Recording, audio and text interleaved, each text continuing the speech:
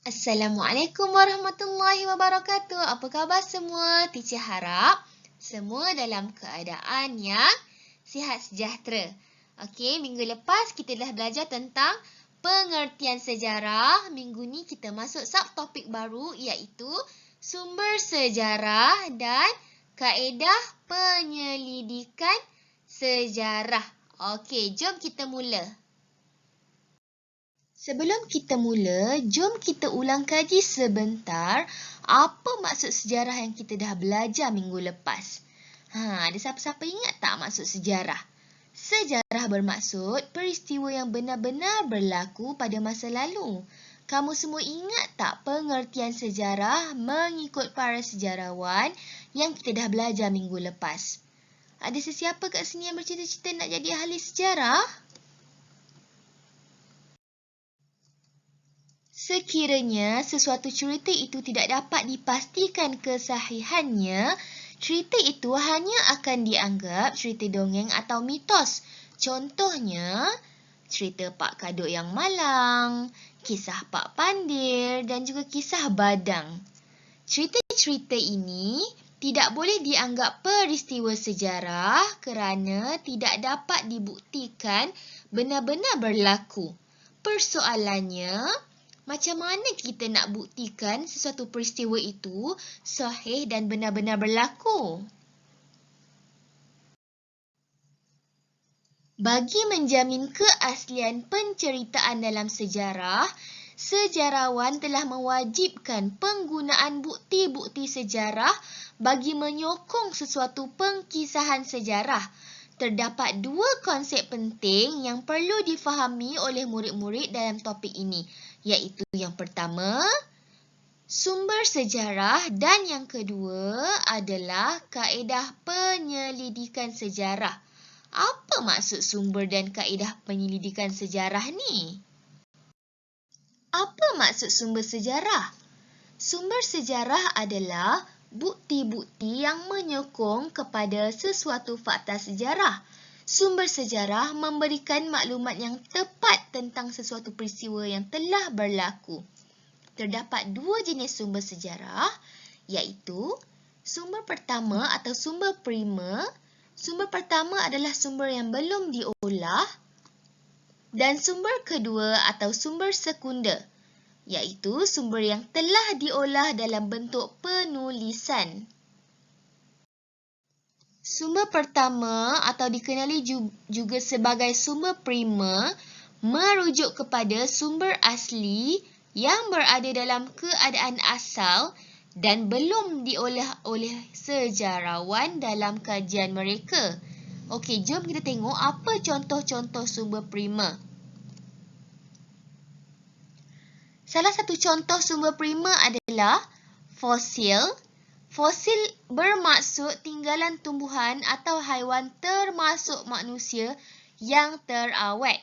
Okey, contoh fosil yang terkenal di negara kita adalah perakmen. Rangka manusia perakmen yang ditemui di Lenggong, Perak.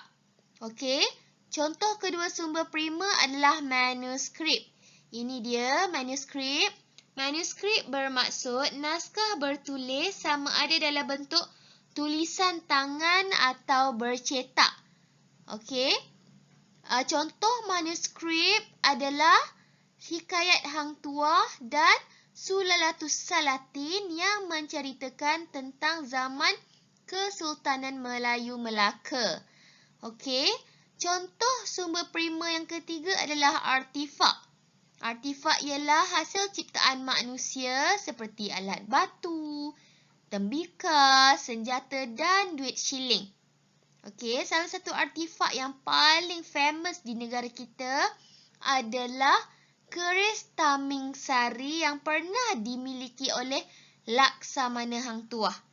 Okey, dan yang keempat, contoh sumber primer adalah dokumen rasmi. Dokumen rasmi mengandungi catatan tentang sesuatu peristiwa sejarah yang telah berlaku. Okey, jadi itu adalah 4 sumber primer. Okey, seterusnya adalah sumber kedua atau dikenali juga sebagai sumber sekunder. Sumber sekunder bermaksud sumber yang telah diolah oleh sejarawan dalam bentuk penulisan dari sumber asal. Apa maksudnya? Okey, maksudnya bila sejarawan dah buat kajian pada sumber primer tadi, hasil laporan atau hasil penulisan tu mereka tulis dalam sumber sekunder. Contohnya dalam bentuk buku, dalam bentuk majalah, dalam bentuk akhbar atau surat khabar dan juga dalam bentuk risalah. Jadinya sumber sekunder ini adalah hasil-hasil tulisan yang dihasilkan oleh sejarawan daripada sumber asal tadi. Okey? Okey, seterusnya kita masuk kaedah penyelidikan sejarah. Okey, kaedah penyelidikan sejarah adalah cara-cara dan langkah-langkah yang dilakukan oleh pengkaji sejarah atau sejarawan bagi mendapatkan bukti sejarah. Kita pernah terfikir tak macam mana mereka mendapatkan sumber sejarah tu? Macam mana mereka mendapatkan bukti sejarah?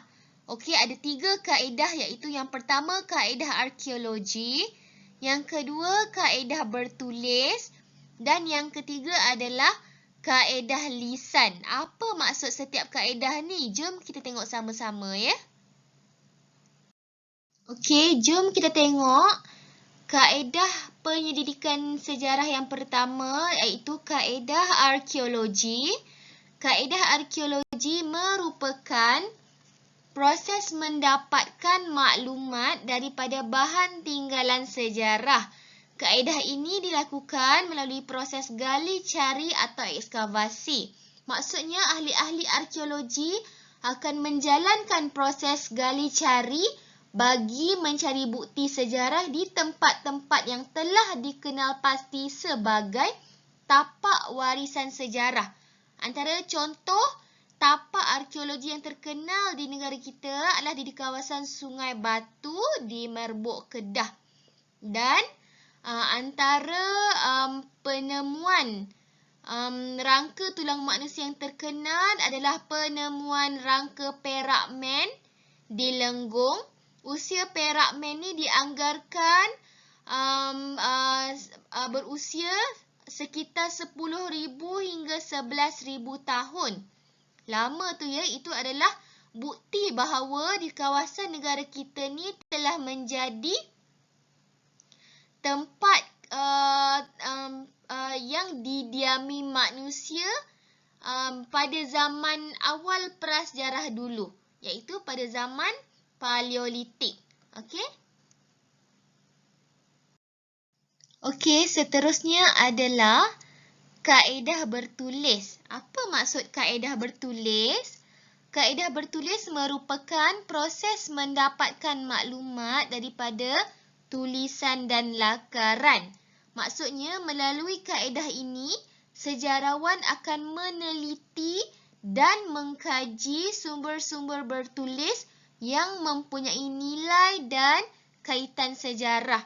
Okey, contohnya yang dalam gambar ni adalah lukisan pada dinding gua di Tambun Perak. Juga sejarawan akan mengkaji bahan-bahan bercetak lain, contohnya rekod kerajaan macam gambar di bawah ni, surat-surat lama, diary tokoh, okey, dan mendapatkan maklumat daripada bahan-bahan ni. Okey, di sini disertakan langkah-langkah dalam kaedah bertulis ya. Langkah pertama adalah mengenal pasti sumber sejarah yang tepat. Kalau tak tepat, dia tak akan dipilih ya untuk menjadi sumber sejarah. Langkah kedua, mengumpulkan sumber sejarah. Langkah ketiga, mentafsir maklumat dalam sumber. Dan yang langkah keempat adalah membuat penulisan. Jadi ini adalah langkah-langkah untuk kaedah bertulis. Okey, kaedah penyelidikan sejarah yang seterusnya adalah kaedah lisan atau kaedah temu bual. Kaedah lisan merupakan proses mendapatkan maklumat melalui temu bual. Okey. Untuk kaedah ni, sejarawan akan menemui tokoh-tokoh pemimpin atau orang-orang yang mungkin tahu dan mempunyai maklumat tentang sesuatu peristiwa sejarah. Individu yang ditemu bual tu dikenali sebagai orang sumber. Okey, contohnya kalau sejarawan tu nak tahu tentang zaman kemerdekaan negara kita, beliau akan berjumpa dengan orang-orang yang terlibat secara langsung dalam rombongan ke London untuk menuntut kemerdekaan dulu. Contohnya, macam dalam video kat bawah ni, kita ada Tunku Abdul Rahman. Okey.